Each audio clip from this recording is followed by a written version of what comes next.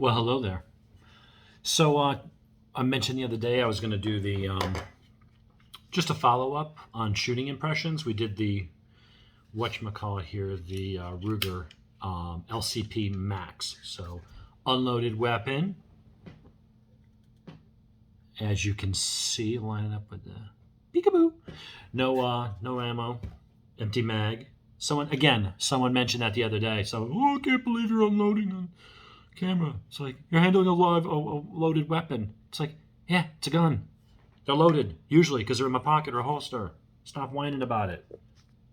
I know I've said this before in other videos, but every time there's got to be that one neck beard on there. Oh my God, this is unsafe. Well, first of all, you could be 900 miles away. My 380 isn't going to travel that far. You're safe watching from your iPad on your couch. Second of all, I won't get into it too much. I know people get tired of hearing it, but I'm also tired of hearing about people bitching about stupid things that don't matter. Point in a safe direction. I show you safe unloading procedures that you should do. It shouldn't matter if the camera's on or off. It's a carry gun. If I take it out of my holster, guess what? It's loaded. Anyway, neckbeard complaints aside. Went through the specs and size comparisons and why I sold my LCP2, which my friend Jen shot again today at the range at lunchtime, and she loved it. And actually, I did too. And I was kind of like, maybe I should have kept that. Yes, I have this, and this is definitely going to have more punch. But I loaded up the LCP2 in 22 long rifle, put a man-sized target out at 6 yards, figuring average self-defense range, and literally, which the range usually frowns upon. Luckily, there was hardly anybody there. Did a mag dump just to see, okay, if someone was coming at me and I just wanted to unload on them with a 22, how fast and how accurately could I put 10 rounds center of mass? And I just went pop, pop, pop, pop, pop, pop, pop, and every round fell into a small group like that. I mean, it was crazy how literally the gun goes like this. There's just no recoil with the 22. So yeah, it's not a lot of power, although the Federal punches at close range, they may not expand and make, the temporary wound cavity, all that crap that people think matters in ballistic gel, but in the real world probably doesn't matter all that much. And there's a lot of really good videos I've been watching from people that seem to really know their stuff. Granted, it's the internet, so everybody's an expert, myself included, including you. If you're on the internet, then it must be true, right? But, looking at, worrying about terminal ballistics and numbers and stats that only tell part of the story. Was watching some of the videos from Federal. I think it was Lucky Gunner did an interview with a couple of the actual engineers at Federal Ammunition and going through how, the feet per second and this and that, worrying about the foot-pounds of energy really isn't that much of a big deal. It's really about what does the bullet do, how deep does it penetrate, how much does it expand. And you can do that with different bullet designs with lower pressure, lower velocities. Everyone thinks, well, you got to have at least this velocity or it won't mushroom and all that stuff.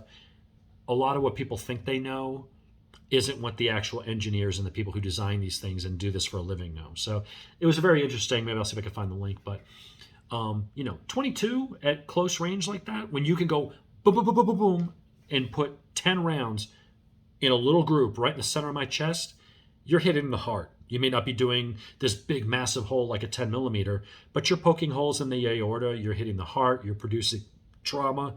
You might be hitting the lungs. You could be hitting the spine and lodging a bullet in the central nervous system. And I'll tell you, you think about a 22 not being that powerful. My stepson, one of my wife's sons, Robert, was a paraplegic for several years in his life. When he was younger, I think a late teenager or something like that, him and his sister were messing around with a pellet gun. And he got shot in the neck, and the pellet went in and actually went deep enough to where it went in and slid in between two vertebrae and did nerve damage. And he was a paraplegic for a while, from a pellet gun. And took him years to recover, and he still has like limited use on his left side. I mean, permanently jacked up his central nervous system from a pellet gun. 22 will do way more than a pellet gun. So it's a heavier bullet going faster, will penetrate a lot more. It'll break a vertebrae on the way in. And so, again, is it optimal for carry? No. But if you're her age and maybe a little bit of arthritis in the hand and stuff like that, and so managing recoil and you're not used to shooting because you didn't really grow up with guns, 22 was, I think it's adequate. It's adequate if that's the most you can carry, right? a 22 pocket pistol that you can grab and go boom and put rounds on target where they need to go every single time is better than the 45 that you have to leave at home and you're afraid to shoot and practice with. So anyway, I kind of miss it. I know I just went down a rabbit hole with that, but anyway, so I've got the 380 version of the Max. So for this, same size gun, same weight, but instead of 10 plus 1 of 22, 10 plus 1 of 380. You may think, oh, 380. Again, a lot of police forces still use these. It's a round that'll stop an attacker, especially because of limited recoil, and that's what I really want to talk about here. This gun, the trigger pull was decent. The recoil on this, I didn't put the rubber hose grip people put on there to make it more comfortable and stuff. I just took it, loaded up with 90 grain hardball, and just shot it.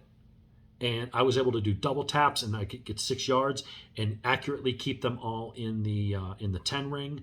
When I would take my time and shoot with these sights, which again, even though I know this is unloaded and the slide's back, I don't like having this facing towards my head. I'll move off camera here, but you can see those sights. It's a nice sight picture, and that's also a night sight. So high visibility in the daytime.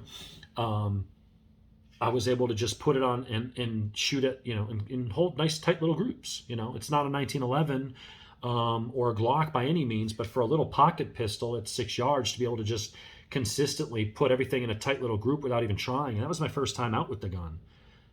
Just shooting range ammo. I wasn't shooting any kind of premium stuff. It was just whatever they had there, the range reloads. So I put a box of ammo through it, had no hiccups, came home, cleaned it real quick.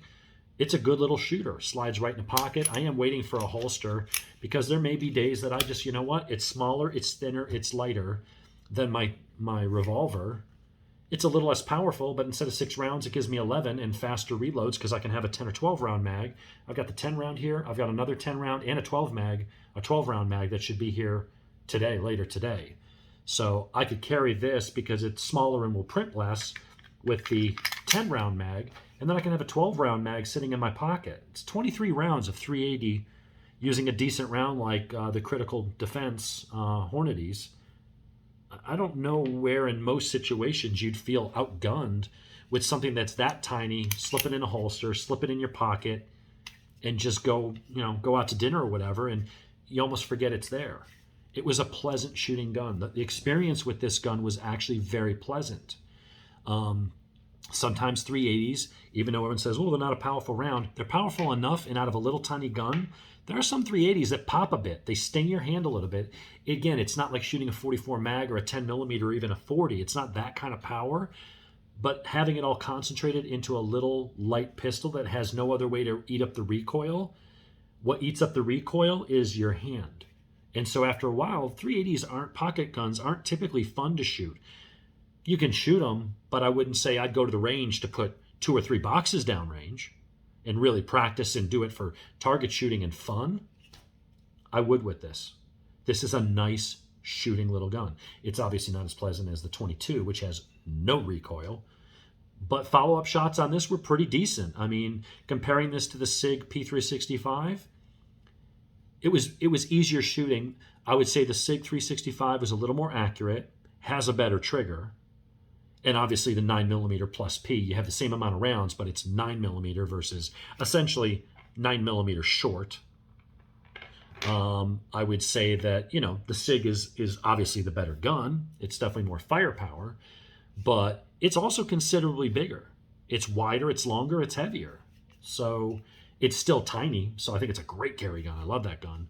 But man, when you talk about maximum concealability, this little thing is barely a paperweight. And it's so skinny and it just sits in your pocket, but shooting it was nice.